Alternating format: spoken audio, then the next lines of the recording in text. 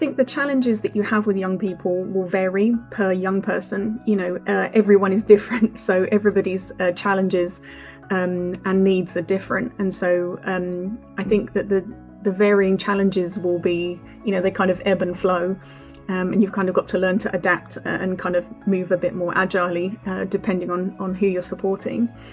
But I think a couple of the key challenges that I faced, two being one about a culture barrier. So sometimes if you have a young person who's not from the same culture maybe as you, that you've got to kind of be understanding and kind of sympathetic to the fact that, the way that we do things maybe here is not the way that they have always done things with their own family.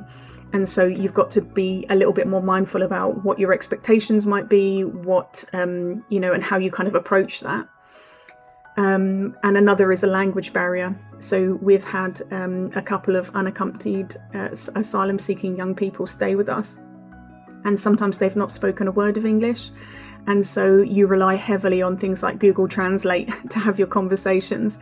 And if you've ever used it before, you end up with conversations going slightly awry, where maybe the translation is not really what you meant, but the words are there. And so you really have to be very careful about that. And so that can be quite challenging in trying to get what you actually mean across, and for them to understand it in the way that you mean it. So those two definitely are challenges. I think the other biggest challenge is if you're doing this probably because you love the idea of it and it's something you feel quite passionately about, it also sometimes means you put too much of yourself into this. And so sometimes you need to really learn where your limit is, or put up some boundaries for yourself, and kind of understanding that and saying, okay, I need to step away. I need to not put so much effort into what I'm doing, because actually it's creating more friction than it needs to. And so I think those things you need to be very mindful of.